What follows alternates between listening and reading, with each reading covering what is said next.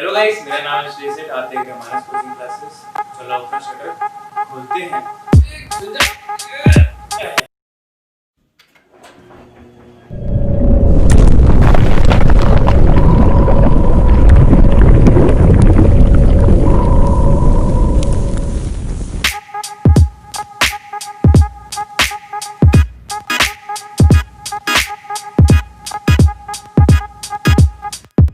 चलो आज पॉलिटिकल की पार्ट की वीडियो, लास्ट वीडियो है आज। जो पार्ट 1 और पार्ट 2 वीडियो थी, यहाँ आपको आई बटन में मिल जाएगा। आप नहीं देखो तो देख लो।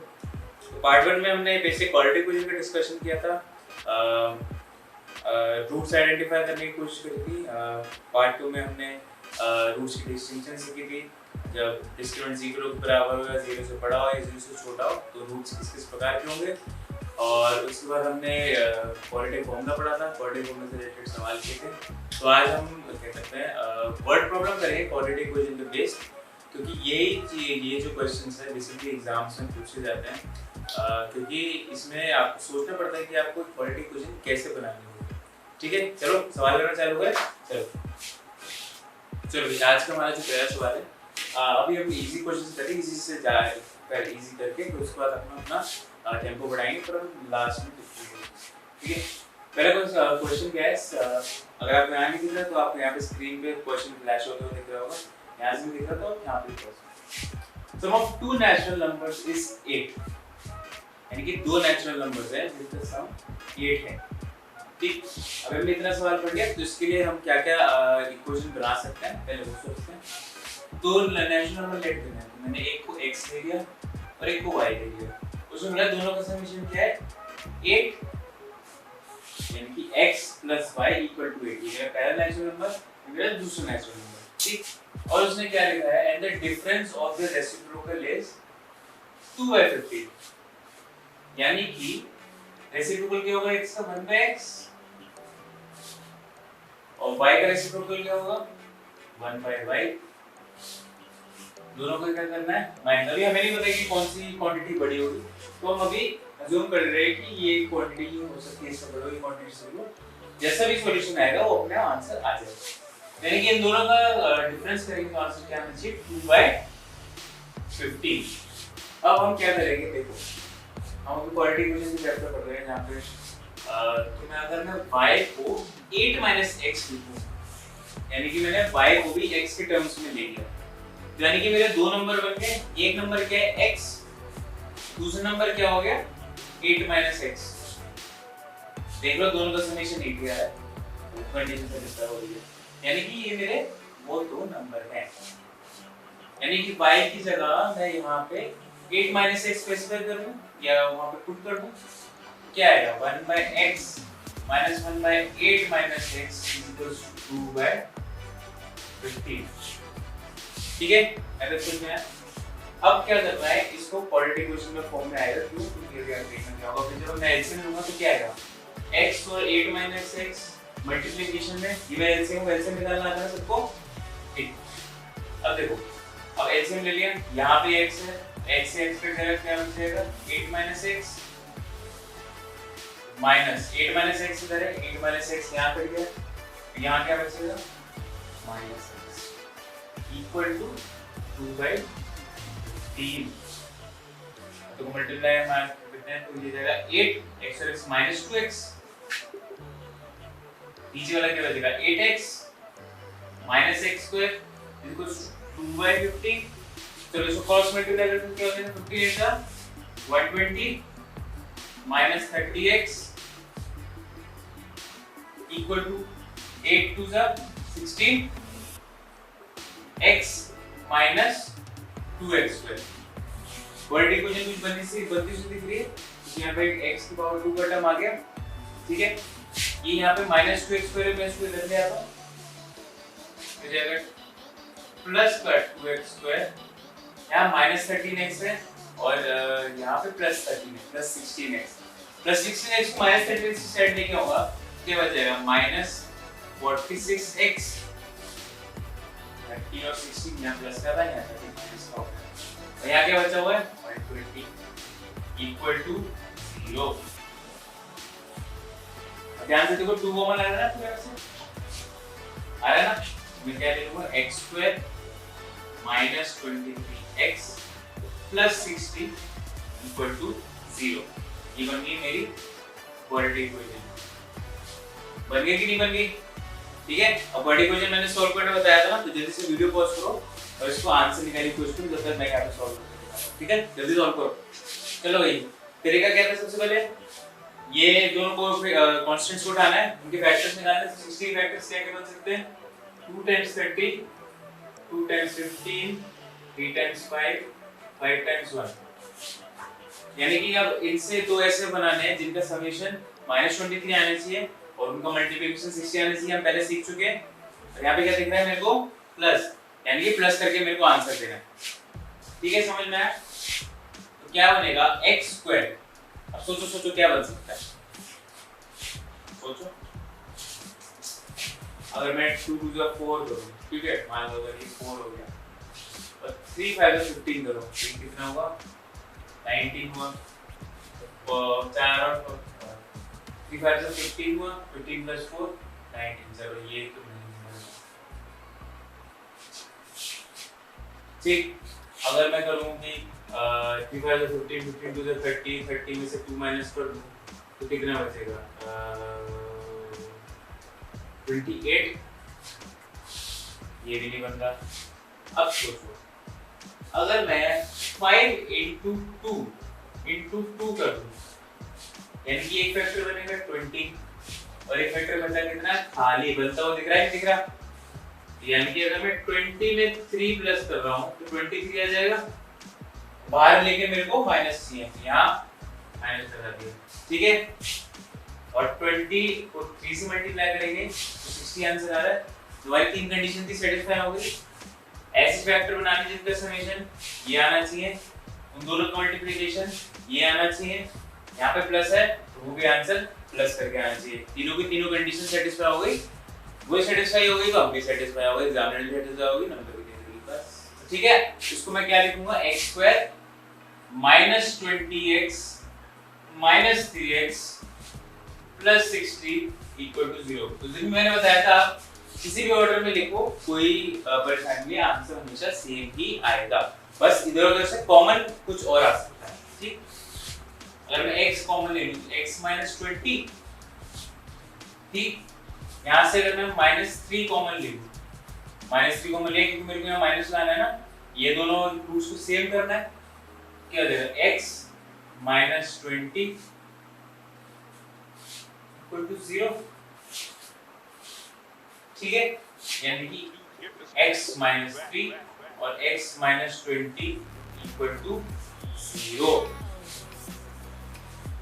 अब देखो x की पास दो वैल्यू वाली, x की वैल्यू 3 और x की वैल्यू 20। अब ध्यान से सोचना कि अगर x की वैल्यू 20 है तो क्या मेरी ये जो कंडीशन है वो सेटिस्फाई हो रही है? यहाँ पे मेरे को बोल रखा है दो नेचुरल नंबर का सम 8 है, लेकिन इसमें तो एक ही नंबर 20 हो गया और नेचुरल नंबर बोल रहा है, यानी कि उसके साथ कोई नेगेटिव तो नंबर हो ही सकता, यानी कि 20 वाला जो नंबर है उसको रिजेक्ट कर देंगे।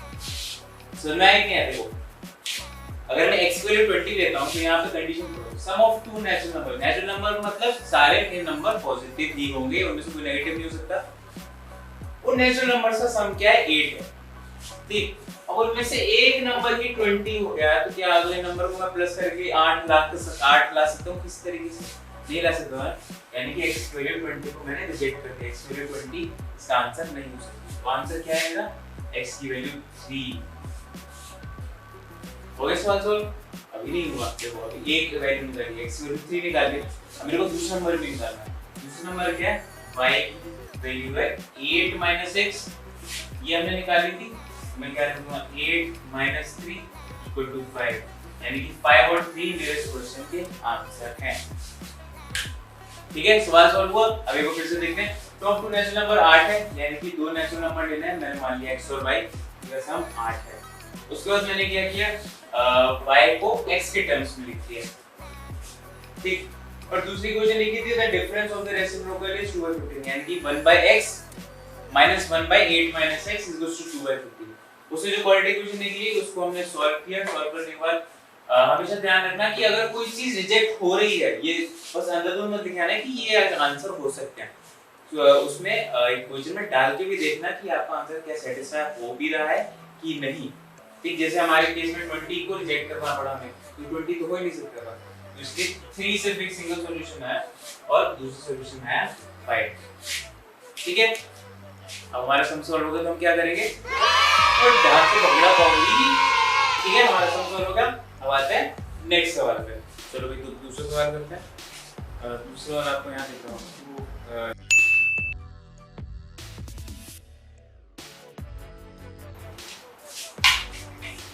चलो भाई, सेकंड क्वेश्चन करते हैं। सेकंड क्वेश्चन में क्या बोल रहा है कि side of right angle triangle are, एक है x - 1 सेंटीमीटर, दूसरे 3x सेंटीमीटर, तीसरे 3x + 1 सेंटीमीटर। और फिर क्या करना है बोला, पहला x निकालना है, दूसरा इस ट्रायंगल्स की साइड्स निकालनी है, तीसरा एरिया निकालना है। ठीक है, ये तीन सवाल करते हैं, पर डिवीजन सवाल करते हैं। चलो राइट एंगल ट्रायंगल ड्रॉ करते हैं। तो अब राइट एंगल ट्रायंगल में कौन सी साइड पे इसको असाइन करेंगे? ठीक है, राइट एंगल ट्रायंगल की प्रॉपर्टी पढ़ लोगे कि जो हाइपोटेन्यूस है, वो हमेशा दोनों साइड से बड़ी होती है। ठीक है, तो इसके लिए हम क्या करेंगे, हम तीनों में इस x की वैल्यू रखते हैं, देखते हैं सबसे लंबी साइड कौन सी आती है। ठीक, मान लो मैंने x की वैल्यू 2 रखी, तो ये हो जाएगा 3 × 2 + 7 आया, 3 × 2 6 आया, और x की वैल्यू 2 थी तो -1, तो सबसे बड़ी कौन सी वैल्यू आई 3x + 1, यानी कि सबसे बड़ी वैल्यू हो जाएगी 3x + 1, यानी वो मेरी हाइपोटेन्यूस। ये दोनों साइड इंटरचेंजेबल आप कुछ भी लिख सकते हो। ठीक है, राइट एंगल ट्रायंगल में साइड कैसे असाइन करनी है वो सीख लिया। जो भी बड़ी साइड है वो हमेशा मेरी हाइपोटेन्यूस होगी, और जो दो अल्टरनेटिव बचेंगे उनको मैं किसी भी तरीके से अल्टरनेटिवली शिफ्ट कर सकता हूं। ठीक, अब राइट एंगल ट्रायंगल में हमको पाइथागोरस थ्योरम लगानी आती है। पाइथागोरस थ्योरम क्या होती है, हाइपोटेन्यूस का स्क्वायर इक्वल टू परपेंडिकुलर का स्क्वायर प्लस बेस का स्क्वायर। ठीक, हाइपोटेन्यूस क्या है 3x + 1 का whole square equals to perpendicular 3x का स्क्वायर प्लस बेस का स्क्वायर, यानी कि x - 1। ठीक है, इसको जो मैं बोलूंगा तो क्या आ जाएगा, x का whole square 9x² + 1 + 6x = 9x² + x² + 1 - 2x। ठीक है, इन सबको स्क्वायर से खोल लिया, उसके बाद 9x² कट गया, ये यहाँ 1 है, ये यहाँ 1 है, कट गया। अब देखो -2x को मैं इधर ले आया, या माइनस ये +6x को मैं इधर ही ले आया। ठीक है, क्या बनेगा x² - 2x, यहाँ प्लस तो उस साइड जाके माइनस हो जाएगा 6x - 6x = 0। इक्वेशन क्या बनी है, x² - 2x - 6x = 0। ये हो जाएगा x² - 8x = 0। अब देखो दोनों में से क्या चीज कॉमन आ रही है, x कॉमन आ रहा है ना, x - 8 = 0। ठीक है, एक वैल्यू x की आई 0 और दूसरी वैल्यू x - 8 = 0 से x की वैल्यू आई 8। ये दो वैल्यू है मेरे पास। अब ध्यान से देखना, अगर मैं x की वैल्यू 0 डालता हूं, देखो ये हो जाएगी -1, ये 0 हो जाएगी और ये 1 हो जाएगी। अब ध्यान सोचना, किसी भी ट्रायंगल की कभी लेंथ -1 सुनी है या कभी किसी साइड की लेंथ 0 सुनी है? 0 हो गया तो मतलब वो तो लाइन ही नहीं रही, वो तो सिंपली एक पॉइंट हो गया। यानी कि हमको क्या समझ में आया, यहाँ से x = 0 को रिजेक्ट करना है, भगा दो इसको, जरूरत नहीं है इसकी। क्यों?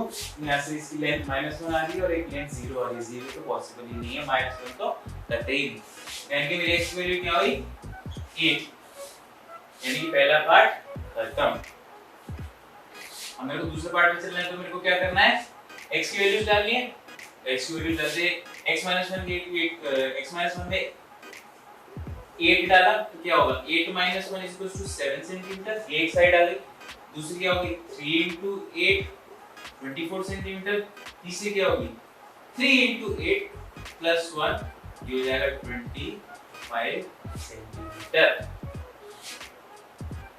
ठीक है, ये तीनों साइड आ गई। अगर आपको चेक करना है कि मेरा आंसर ये सही आया है कि नहीं, तो सिंपली आप वापस पाइथागोरस थ्योरम लगा। पाइथागोरस थ्योरम में से h² + p²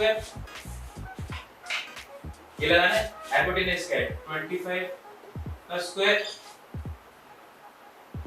is equal to 7 का स्क्वायर प्लस 24 का स्क्वायर। 25 का स्क्वायर कितना होता है 625, 7 का स्क्वायर कितना होता है 49, 24 का स्क्वायर कितना है 576, 576 प्लस 49 करेंगे 9 से 15 7 12 से यानी 625 625 दोनों साइड बराबर है, यानी कि मैंने जो आंसर निकाला वो सही था, यानी मेरा दूसरा क्वेश्चन भी हो गया। अब तीसरा क्वेश्चन क्या है एरिया। एरिया का फॉर्मूला क्या होता है, एरिया का फॉर्मूला जल्दी होगा half into base into height. Base मेरा कितना है ये, हाइट मेरी कितनी है ये। आप इंटरचेंजेबली कभी लिख लो तभी बात होगी, चाहे इसको बेस बना लो चाहे इसको बेस बना लो। ठीक, एरिया कितना है हाफ इनटू बेस। बेस कितना है 24, हाइट कितनी है 7, कट हो गया यानी कि 84 सेंटीमीटर स्क्वायर। यूनिट ध्यान रखना, एरिया निकाल रहे हैं तो सेंटीमीटर स्क्वायर आंसर आएगा। ठीक है, सवाल बोल रहे, सवाल में हम क्या बोल रखा था सबसे पहले, ये तीन साइड रखी थी जिसमें x अननोन था, उसके बाद मेरे को x निकालना था। x निकालने में क्या किया, सबसे पहले ट्रायंगल कंस्ट्रक्ट किया। ट्रायंगल कंस्ट्रक्ट ने क्या किया, हाइपोटेनस निकाली, बेस निकाली, परपेंडिकुलर किससे डिनोट कर सकते हैं वो कैसे, अलग-अलग वैल्यू डाल के देखी, जो साइड सबसे बड़ी रहेगी उसको हाइपोटेनस बनाना, परपेंडिकुलर बेस में आप इंटरचेंज कर सकते हैं। ठीक, x की वैल्यू निकल आएगी वहां से, उसके बाद length of each side, length of each side निकालने के लिए क्या, x की जो वैल्यू है वो यहां पुट कर दी, तो ये लेंथ ऑफ ईच साइड आ गई। एरिया निकालने के लिए half times base into height और एरिया निकाल लिया। इसके बाद क्या करने का है हमको, प्रोटीन टर्म हो गया। चलो भैया मैं थर्ड क्वेश्चन की तरफ बढ़ते हैं।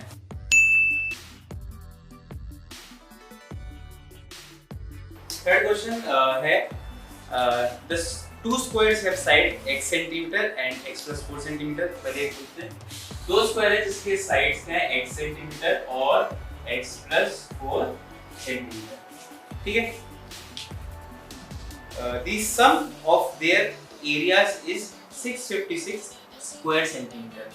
यानी ये दो स्क्वायर्स हैं, इसको मैं स्क्वायर 1 लिख दिया, इसको मैं स्क्वायर 2 लिख दिया, इनके स्क्वायर का जो सम है वो 656 स्क्वायर सेंटीमीटर है। स्क्वायर का एरिया क्या होता है, स्क्वायर का एरिया देखो तो साइड का स्क्वायर, इसका स्क्वायर कितना होगा x square plus x plus 4 का होल स्क्वायर बराबर कितना है इसके 656 सेंटीमीटर स्क्वायर।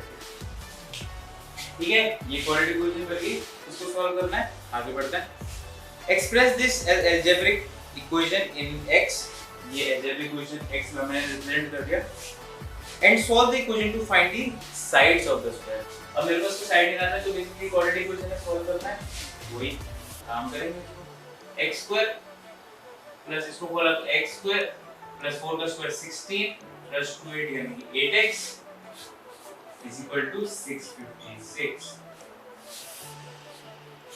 ये x square plus x square 2x square plus 8x, 16 को मैं यहाँ ले आऊँ तो मतलब 656 को मैं यहाँ ले आऊँ क्या हो जाएगा, प्लस 16 माइनस 656 इक्वल टू 0, तो क्या बनेगा 2x square plus 8x minus 640 equal to 0। ठीक है, देखो पूरी इक्वेशन में 2 कॉमन आ रहा है, 2 से पूरी इक्वेशन को डिवाइड मार देना, क्योंकि हमारे पास एक सिंपल सी इक्वेशन है। तो ये हो जाएगा x स्क्वायर माइनस 4x को plus 4x minus 320 equal to 0। ये मेरी क्वाड्रेटिक इक्वेशन बन गई, बस मेरे को इसको सॉल्व करना है। x square plus 4x minus 320 equal to 0, ये मेरी इक्वेशन बन गई। 320 ये फैक्टर्स निकालना है, उन फैक्टर्स से ऐसे दो फैक्टर बनाना है जिसका समेशन नहीं आना चाहिए, मल्टीप्लिकेशन नहीं आना चाहिए, और कैसे आना चाहिए माइनस करके, ये पहले हम डिस्कस कर चुके हैं। ठीक है, क्या होगा 2160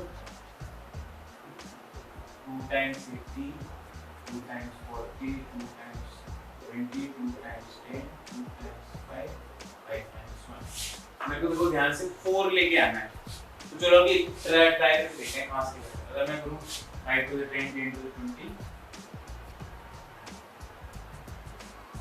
यहीं पर छोड़ते हैं इसको, यानी कि इससे आया मेरा 20। बाकी फैक्टर्स को मल्टीप्लाई करके देखते हैं 2 to the 4 4 to the 8 8 to the 16। इससे क्या बना मेरा 16।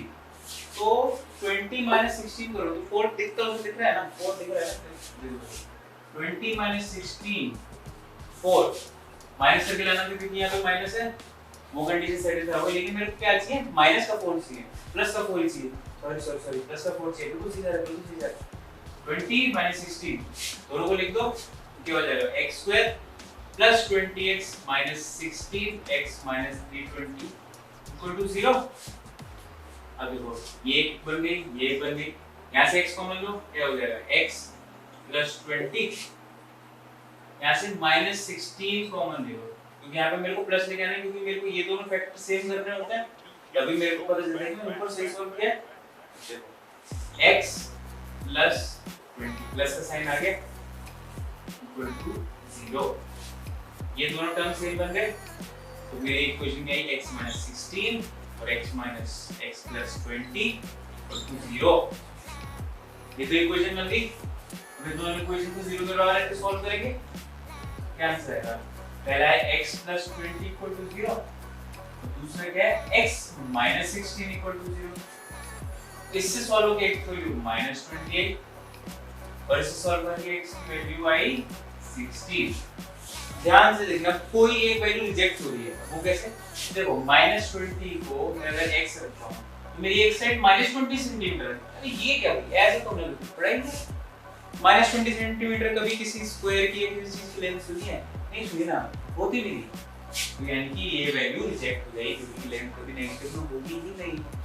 यानी कि मेरी x 16 एक्सेप्ट हो गई। तो यानी कि मेरी स्क्वायर की साइड कितनी एक साइड आई 16 सेंटीमीटर दूसरी क्या है x प्लस 4 यानी कि 20 सेंटीमीटर। ये है मेरी दोनों स्क्वायर की साइड। ठीक है समझ में आएगा सवाल में क्या सबसे पहले मेरे को दो स्क्वायर की साइड्स दे रखी थी और स्क्वायर उसने बोल रखा था कि इनके एरिया का सम इन दोनों के एरिया का सम 656 स्क्वायर सेंटीमीटर के बराबर है। तो बस उसी के लिए मैंने क्वाड्रेटिक इक्वेशन बनाई थी। क्वाड्रेटिक इक्वेशन बनाने के बाद वो अपना पुराना काम अपना पुराना नंबर इसको सॉल्व करना है आंसर निकालना है और फेंक देना है। अभी अभी जो ऊपर को है यार कहां जाएगा तो बाकी है यार तो सवाल सॉल्व हुआ तो मतलब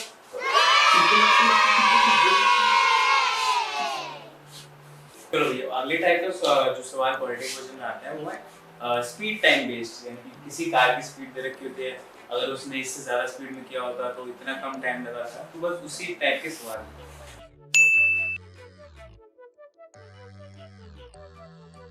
देखो इस क्वेश्चन में बोला है a car made a run of 390 km in x hours. If the speed had been 4 km per hour more, it would have taken 2 hours less. Find x. देखो यानी कि उसने दो रन किए एक करना दोनों में 390 किलोमीटर उसने डिस्टेंस ट्रेवल किया।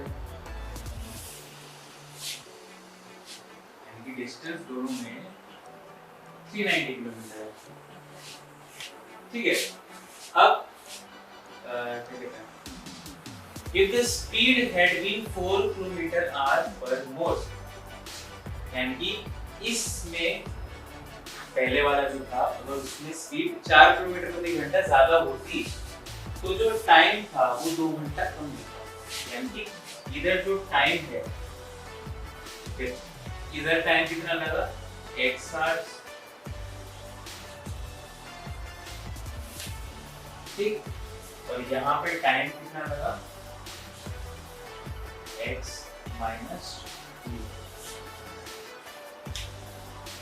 क्यों क्योंकि यहाँ पे x लग रहा है यहाँ पे उसने बोला है अगर सेकंड केस में मैंने स्पीड को बढ़ाया था, तो स्पीड को अगर मैंने बढ़ाया तो टाइम तो कम लगेगा ना, यानी कि जो पुराना टाइम था उसमें से मैंने 2 घंटा घटा दिया। अब देखो इसने बोला कि स्पीड अगर मैं 4 किलोमीटर प्रति घंटा ज्यादा करते हैं, यानी कि इधर स्पीड ज्यादा है, मेरे को ये नहीं पता इसमें डेफिनेट स्पीड क्या है, लेकिन मेरे को ये पता है कि इन दोनों की स्पीड का डिफरेंस 4 किलोमीटर प्रति घंटा आएगा। यानी कि अगर इसकी स्पीड s1 है और इसकी स्पीड s2 है, तो s2 माइनस s1 का आंसर 4 आना चाहिए। देखो तो फिर से ध्यान से देखो। A car made a run of 390 kilometre in x hours। देखो 390 किलोमीटर दोनों में कांस्टेंट है, दोनों बार 390 किलोमीटर भी ट्रैवल करना है। लेकिन जब पहली बार में गया उसको x आवर देंगे, यानी कि उसको टाइम लगा x घंटा। उस पर if speed had been 4 kilometre per hour more, यानी कि जब दूसरे में गया उसने स्पीड को 4 किलोमीटर प्रति घंटा बढ़ा दिया, तो उसको टाइम जो लगा it would have taken 2 hours, यानी कि उस समय उसको जो टाइम था पुराने टाइम से 2 घंटा कम लगा है। कि इस समय पे टाइम कितना x माइनस 2, क्योंकि पुराने में 2, क्योंकि पुराना टाइम x था, यानी कि इसमें x माइनस 2 लगेगा। अब यहाँ पे दोनों की स्पीड का डिफरेंस 4 किलोमीटर प्रति घंटा बोल रखा है, क्योंकि उसने बोला इधर स्पीड है, यानी कि दूसरे केस में स्पीड 4 किलोमीटर प्रति घंटा ज्यादा है, यानी कि इन दोनों की स्पीड का डिफरेंस 4 आना चाहिए। आने से नहीं आना चाहिए। अब देखो स्पीड का फॉर्मूला क्या होता है, स्पीड का फॉर्मूला डिस्टेंस अपॉन टाइम। तो इधर स्पीड का फॉर्मूला क्या है, 390 बाय x, क्योंकि यहाँ पे टाइम x आवर्स लगा, यहाँ पे क्या आएगा 390 बाय x माइनस 2 लगा। अब देखो मेरी इक्वेशन क्या थी, क्या बनाना था, s2 माइनस s1 को 4 के बराबर रखना था। क्या बनानी थी मेरे को, s2 माइनस s1 को 4 के बराबर रखना था। s2 क्या है मेरा 390 by x minus 2 minus 390 by x की वैल्यू 4 के बराबर आनी चाहिए। अब मेरे को इस इक्वेशन को सॉल्व करना है, ठीक है। पहले नीचे क्या लिया एलसीएम, ये जाएगा x माइनस 2 टाइम्स x। मैंने 390 को पूरे में से कॉमन ले लिया, क्योंकि दोनों में न्यूमरेटर में कॉमन था, मैंने 390 को कॉमन ले लिया।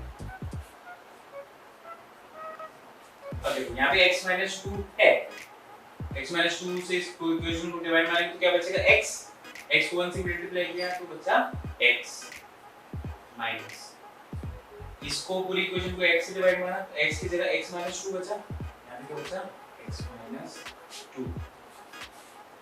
तो क्या हो जाएगा x minus x plus 2 divided by x square minus 2x, इसको कितने मल्टीप्लाई कर दिया इक्वल टू 4 टाइम्स 390 को मैं यहाँ लिया, 390 ये मल्टीप्लिकेशन था, मैं इसको डिनोमिनेटर में लिया।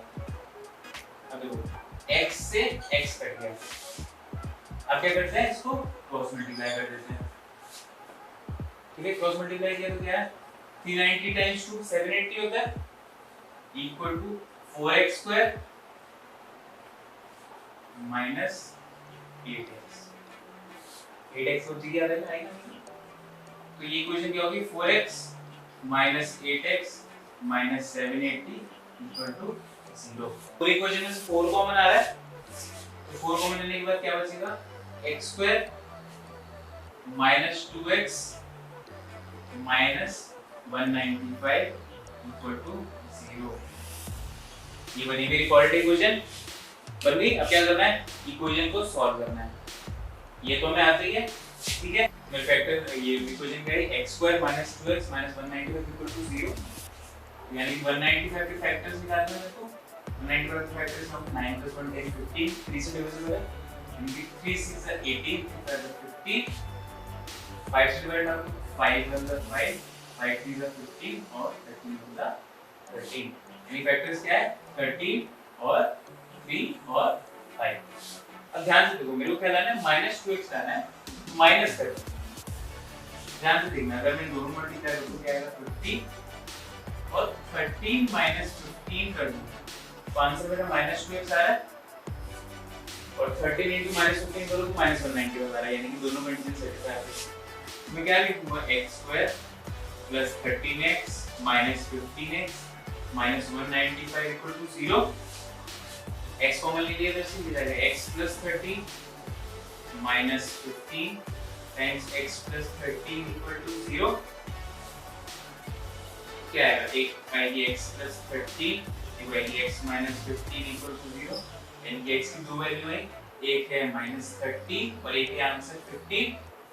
अब ध्यान से देखना, अगर x की वैल्यू मैं -13 रखता हूँ, x की वैल्यू है क्या एक्चुअली, x टाइम है तो भी टाइम को माइनस में आएगा, जो भी टाइम की तरफ ये -1.5 हो -1.25 हो जाएगा, -2.5 हो जाएगा, ऐसा कभी सुना नहीं होता, टाइम कभी नेगेटिव नहीं हो सकता। यानी कि x की वैल्यू 13 को मैं रिजेक्ट कर दूंगा, यानी कि x की वैल्यू क्या है मेरी 15। ठीक है, हो गया सवाल। तो बेसिकली सवाल में करना क्या था, एक कार थी जो 2 बार ट्रैवल कर गई, उसने टोटल हमेशा 398 किलोमीटर दोनों ट्रैवल में ट्रैवल किया, लेकिन जब वो एक बार जा रही थी उसने x r दिया, लेकिन जब दूसरी बार वो आ रही थी उसने स्पीड को 4 किलोमीटर प्रति घंटा बढ़ा दिया, जिससे उसको टाइम 2 घंटा कम लगा। यानी कि दूसरे वाले उसमें उसकी टाइम जो था वो x - 2 हो गया। अब जब टाइम कम लग रहा है यानी कि स्पीड बढ़ गई, यानी कि दूसरी टाइम जो थी स्पीड वो बढ़ गई, यानी कि दूसरी टाइम स्पीड थी और पहली वाली स्पीड को अगर माइनस करोगे तो उसका आंसर 4 आना है, यानी कि s2 - s1 = 4। उसके बाद दोनों स्पीड्स का फॉर्मूला लिखा, फॉर्मूले में डाला, उसको क्वाड्रेटिक इक्वेशन बनाई, क्वाड्रेटिक इक्वेशन बनाने के बाद सॉल्व किया, एक वैल्यू रिजेक्ट कर दी, एक वैल्यू एक्सेप्ट कर दी, उसके बाद हमारा सारा सॉल्व हो गया। उसके बाद वो वही इतना मुश्किल सवाल सॉल्व हो गया। जो कोई अगला सवाल हो रहा है आपके पास एज पे बेस्ड सवाल है।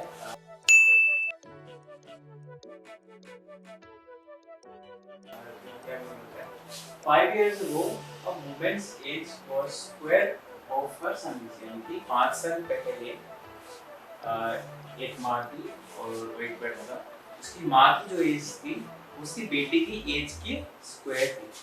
तो मान लो कि उस समय पे 5 साल पहले उसकी सन की एज कितनी थी, x, मदर की एज कितनी हो जाएगी, x² की यूज हो जाए कि वुमन की एज उसके सन की एज के स्क्वायर। ठीक, 10 साल बाद 10 years hence her age will be twice that of her son's age, यानी कि प्रेजेंट टाइम से 10 साल बाद उसकी जो एज होगी वो उसके सन के 2 गुने के बराबर होगी। यहाँ पे यानी कि अगर मैं प्रेजेंट एज लिखूं तो प्रेजेंट एज कितनी, 5 साल पहले की थी तो 5 साल बाद कितनी होगी, x + 5, मम्मी मदर कितनी हो जाएगी, x² + 5 5 साल के बाद। अब 10 साल के बाद और जाना है 10 years, यानी कि इसकी एज कितनी हो जाएगी, x + 5 + 10, और ये कितनी हो जाएगी, x + 5 + 10, यानी कि x² + 15 और x + 10 ओ 15। अब यानी 10 साल बाद की जो एज थी वो सन की थी x + 15 और मम्मी की जो थी वो थी x² + 15। अब उसने बोला 10 साल बाद जो मम्मी की एज है वो उस बच्चे की एज के 2 गुने के बराबर होगी, यानी कि ये हो गई वुमेन की एज, वो एज जो है उसके बच्चे की एज के दुगने के बराबर है। ये उसके बच्चे की एज है, ये उसकी खुद की एज है, इसका अगर आप डबल करो तो उस वुमेन की एज आएगी। अब सिंपली क्वाड्रेटिक इक्वेशन बन रही है, उसको सॉल्व करना है, यानी कि x² + 15 इसको सी हो जाएगा 2x + 30, इसको मतलब ले गया था और 30 को गिरा दिया, क्या हो जाएगा, x² - 2x, यहाँ प्लस था यहाँ माइनस हो जाएगा, +15 और इसमें मैं लेके आऊंगा -30 हो जाएगा -30 = 0। ये मेरी क्वाड्रेटिक इक्वेशन बनी, x² - 2x - 15 = 0। मेरे को क्या करना है, इसको सॉल्व करना है, तो क्या करूंगा, 15 के फैक्टर करूंगा तो 5 3 = 3 बनता है। तो मेरे को यहाँ पे -2 चाहिए, तो सिंपल सी बात है -5 कर दो। और हमने देखा भी है माइनस से निकला ना, माइनस से करेंगे तो जो x² - x² plus 3x minus 5x minus 15 equal to 0। तो कितना हो जाएगा x times x plus 3 minus 5 times x plus 3 equal to 0। x की वैल्यूज क्या क्या है? x equal to -3, x equal to 5। तो x किसी की एज थी ना, एज तो कभी माइनस हो नहीं सकती, तो ये वाली वैल्यू रिजेक्ट हो जाएगी। यानी कि x की वैल्यू कौन सी एक्सेप्ट करती है मेरे को? x equal to 5। यानी कि ये सन की एज थी प्रेजेंट से 5 साल पहले। अब देखो find the age of the son 5 years ago. देखो 5 साल पहले ही मैंने सन की एज निकाली थी x, यानी कि x की वैल्यू पहले x की वैल्यू 5 निकाल चुके हैं, तो पहला हो गया। दूसरी थी the present age of women. अब वुमेन की एज प्रेजेंट क्या है? x² plus 5। दैट वो देखा था हमने x² प्लस 5। तो मैं इसमें वैल्यू डालूं तो क्या होगा? तो x की वैल्यू 5² प्लस 5 यानी कि 25 प्लस 5 ये आंसर 30 इयर्स। ठीक है समझ में आया? यानी कि मेरे दोनों क्वेश्चन हो गए। ठीक है, इसी प्रकार के क्वेश्चंस जो हैं हमारे एग्जाम्स में वगैरह में आते हैं, जिनको हमें सॉल्व करना जरूरी है, क्योंकि इसमें हमें सोचना पड़ता है कि तुमको किस चीज को एज अ वेरिएबल लेट करना है, उसके हिसाब से पूरा क्वेश्चन फ्रेम करना पड़ेगा। तो अगर हमने किसी चीज को गलत लेट कर दिया उसके हिसाब से क्वेश्चन गलत हो जाएगा, उसको हमारा आंसर भी गलत है। ठीक है, तो इससे रिलेटेड जितने भी क्वेश्चन हैं, जितने भी एक्सरसाइज मेरे पास अवेलेबल है, मैं वो सारी लिंक कर दूंगा आपको डिस्क्रिप्शन में। प्रैक्टिस शीट नाम से लिंक मिल जाएगा, उसमें इस प्रकार के जितने भी क्वेश्चन हो सकते हैं वो सब डाल दूंगा मैं। ठीक है, इसमें आपको जितने भी सवाल कराए हैं उसमें कुछ दिक्कत आती है या जो आप एक्सरसाइज करोगे उसमें कुछ। तो अभी मैं जब वीडियो एडिट करने बैठा तो मैंने देखा मैंने तो एंड शूट ही नहीं किया। तो एंड में ऐसे शूट कर रहा हूँ। देखो कोई भी दिक्कत हो आप हमको डीएम कर सकते हो डायरेक्टली @_, नहीं तो मेरे को डायरेक्ट डीएम कर लेना चैट से, कोई दिक्कत नहीं। अगर कोई मेल वो नहीं हो पा रहा डीएम नहीं हो रहा, मेल कर देना हमको मंजुला सेठ 1930 यहाँ फ्लैश हो जाएगा। बस क्या दिक्कत है, आराम से पढ़ना है, मजे लेके पढ़ना है, डांस करके पढ़ना है। ठीक है, चलो भाई राम राम, अगली वीडियो में मिलते हैं, बाय।